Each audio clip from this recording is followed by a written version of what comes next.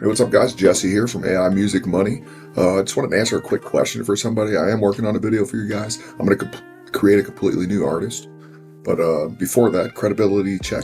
And if you're wondering how I've done this, go watch my other videos. But if you want to know how I've gotten 4.7 million streams on my main artist on YouTube, and if you want to know how I've got over 5 million streams on Spotify with my main artist, and almost 100,000 streams with my secondary artist on Spotify, which I've shown you is Velvala, my Viking artist.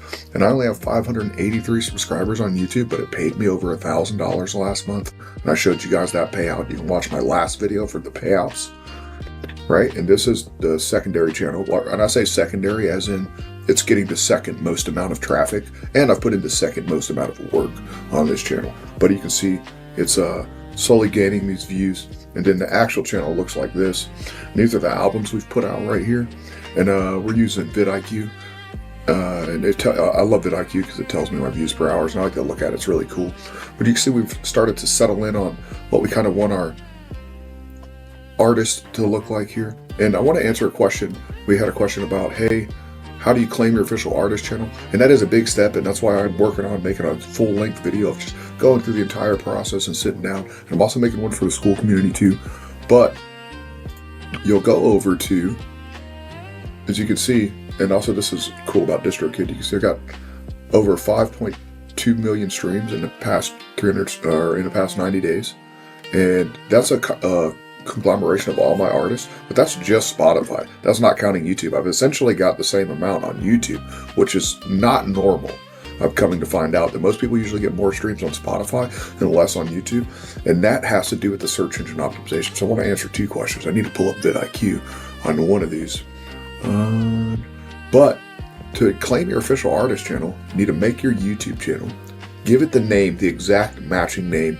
And this is case sensitive, right? So if there's uppercase, it needs to be uppercase. And that's for when you're uploading music too, if you heard me say in my other videos. And I try to make sure to remind you guys, make sure that you use the exact uppercase and lowercase, right? That's what case sensitive means. Use the exact symbols, whether it's, a big or a little letter. And I know we have language barriers here. So just make sure it's called case sensitive, right? Your name and your YouTube name and your DistroKid name and your profile name is case sensitive across. So every time you upload an album, you need to make sure it's correct, or it'll create you a new profile on Spotify, right? And that's where it really comes.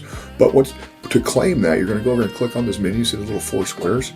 To claim your official artist channels, right, and this is all of them, you'll go down here to special access once you've signed up. And then none of this is free, by the way. I want to make sure you got to pay to use DistroKid, right? But it's not very expensive, very cost effective. But this is where you'll claim your available special access. I do have a TikTok and official YouTube and the Spotify artist for my main artist.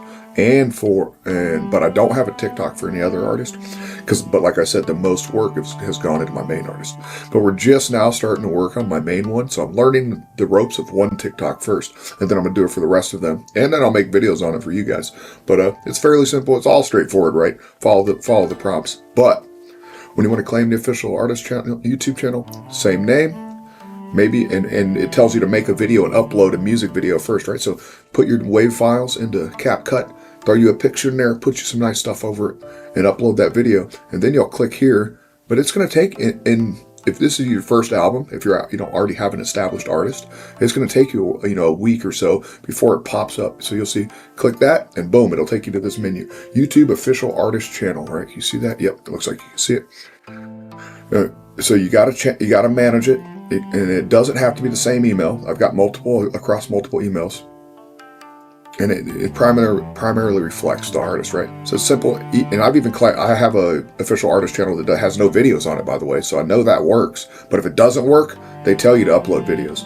So when you click here on this select artist, I'm not going to click it because I don't want you to see all my artists, but it'll take like a week before it pops up here. It's not necessarily going to pop up in this drop-down box for like a week or maybe even 2 after your first album, right?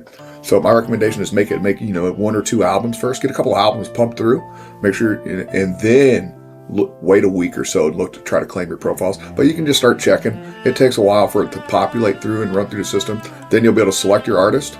Once you select an artist, it'll take you through the process of signing in with your Gmail, and then you'll click on your Gmail. And if you're like me and you have multiple YouTubes under one Gmail, which is completely allowed, you can do up to 2 a year with one phone number. So you do need to, get your claim your YouTube channels, right? You do need to verify with the phone number. I don't recommend doing talk to text or talk to phone or any of these ones where you got to pay to validate YouTube. It's not worth it, right? It's just not worth it. If you can get someone's phone number, use that. Use your wife's, your kids, whatever. That's fine. But don't pay to use any, because not all of them, but some of those have been banned. Like I've messing around with YouTube for like 3 years now, and it'll ban your channel if you use some of those spam numbers, because they're just reusing those numbers and selling them, right? So don't do that. Don't pay for phone numbers. Make sure you verify your channel, and then come over here and select this. And once you do that, it's very simple. So you'll select, and I would walk you through it now, but I wanted to answer that question. And then, and how to get more traffic on YouTube, right? That's what the same guy asked. And I'm answering this for you. We're going to go to vidIQ and put my dashboard here. I might have to edit some of this stuff out, I don't know. But I do have another channel that's connected to vidIQ when I first started using it. And that is my Ghost of Radio channel. You can go check that out. I do old time radio shows over there. Hasn't made a whole bunch of money, but it is making steady income, and it is growing. We're going to go to find trending keywords. And this is how I find whatever I want to do, right? Let's say we're going to go with Viking music. This is what we've been targeting on my one channel. So I put this this is what we use on Velvala. So I put this at the end of every song and every album title. So every album is also a playlist, right?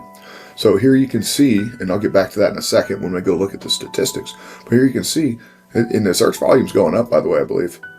But Viking music's on the rise. People are enjoying it, but it's also a new genre of music for the most part. Like, not necessarily everybody's able to create this kind of music, and it's very underserved. And, I'm not saying go make this kind of music. You can. It's going to take time. So whatever you choose, make sure you like listening to it. But I suggest making multiple artists across multiple genres. Pick your genres. Copy me if you can stand making this kind of music. Some people just completely don't like this kind of stuff. But also, you can scroll down to the bottom of vidIQ and find matching videos to copy, right? And I got a few tricks up my sleeves, like you can see where I use CapCut to separate streams, and like took the Viking series and overlaid one of my music videos and stuff like that. But this stuff takes work, right? And it's not necessarily the best bang for your buck when it comes to time. You're better off making albums and populating them through DistroKid than making a whole bunch of videos, right? So far, in my opinion. Maybe differences to that, but making the videos takes time. But you can fairly quickly drag a video over to CapCut, throw it in there and download it. But the downloading and uploading takes a long time, especially if you're uploading music to DistroKid under the same computer. Now, if you have multiple computers, different story, which I do plan on buying a laptop and starting to get multiple things going. But I digress. The keywords at the end of your song, and you see how these top songs here, top ranked by Google, I'm pointing at them like you can see me pointing, but they're down here. You see they have the keywords in there. Old Norse Viking music, Odin Allfather, Old Norse Viking music, Old Norse, and these aren't mine. I'm just copying this, but I do that with all my songs. Every artist gets a keyword after every song and every album title, period.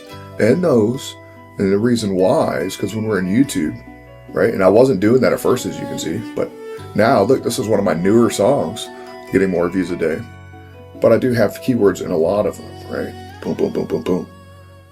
Wasn't doing it at first, but I saw that that's what was working through vidIQ, and I started mimicking it with mine. So boom, Vulture to Valhalla, Viking music. And now what's cool is I'm going to go to my main artist, and I have the artist data blocked out, but you can see we peaked out at 100,000 views back on like the 28th. We're on our way back to 100,000 views a day right now. We got 99,000 views yesterday. Very excited. But the majority of those came from playlists. Each playlist has the keyword at the end of it, because a playlist is just an album title. That's synonymous with album title on your DistroKid. So you can see my views here, and that 263,000 of those are browse features. That means they liked my packaging, essentially.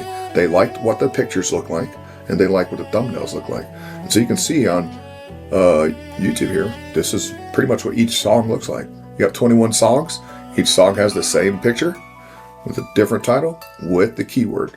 And so that means they like the title and the keyword. And keywords, they're like dual purpose. Some people say don't do it. Some people, you don't want to keyword stuff and have like 15 keywords in a title with just one, right? More than one is spam. And that's across all platforms. I don't care if you're doing Amazon, KDP, or what, right? I got some experience with that too.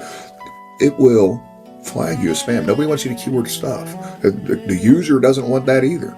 They want the title, and they like knowing what kind of music they're listening to, in my opinion. I like knowing what the heck I'm clicking on. I don't want to click on something to be random. So they're scrolling through, and my guess is that the people like knowing what they're going to click on. And then when they click on it, they get what they're looking for, right? So it says Viking fantasy music and Viking music, so they know that's coming. But that means they also like the pictures, right? Okay, this looks really cool. Let me click on that, right? The mushroom eaters, Viking music. I don't know, man. That sounds really cool to me, right? But I digress. Search terms. And then next, my third highest, other than a playlist, browse features, and a shorts feed, right? YouTube search. 225,000 views, bro. That is from keywords. Pretty much plain and simple, right? So you can see we peaked out at like 100,000 back in, was it October 29th here.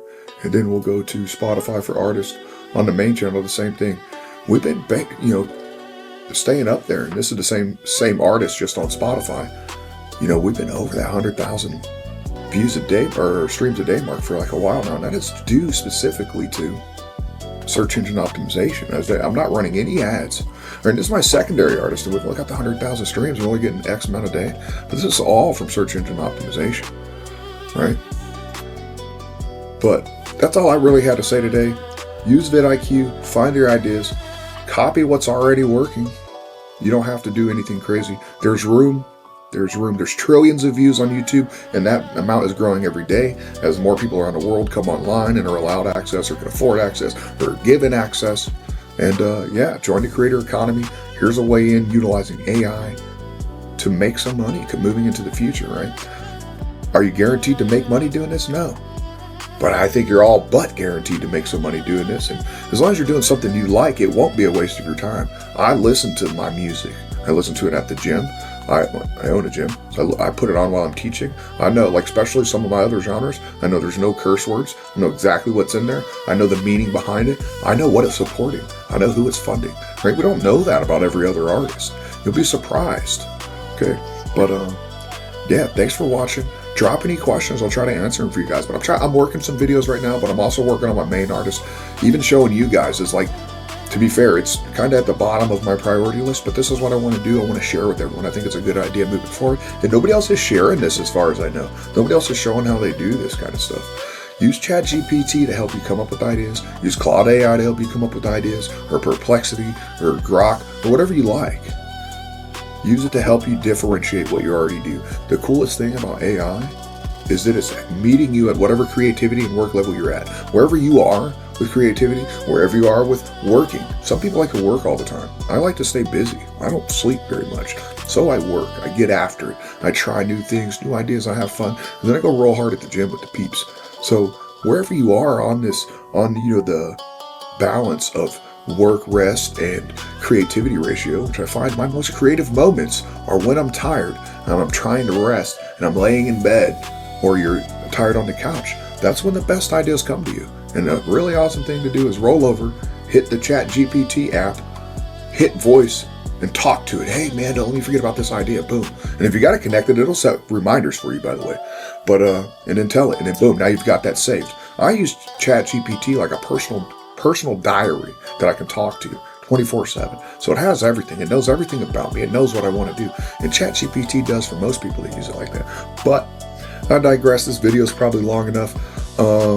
I'm working on some more stuff for you. I'm just babbling. If you want to see what I'm doing or how I've done what I'm doing, just go watch my other videos. If you have questions like setting up the official artist channel or official, I just showed you, and I'm going to title this, and hopefully it helps. I know I didn't walk through the process. I will in my main video. That's why I'm working on a main stuff to post in the school community for everybody, and main videos to put here for you guys. But it just takes me a lot of time. I'm a boomer. I'm old. But I feel pretty good. Thanks for watching.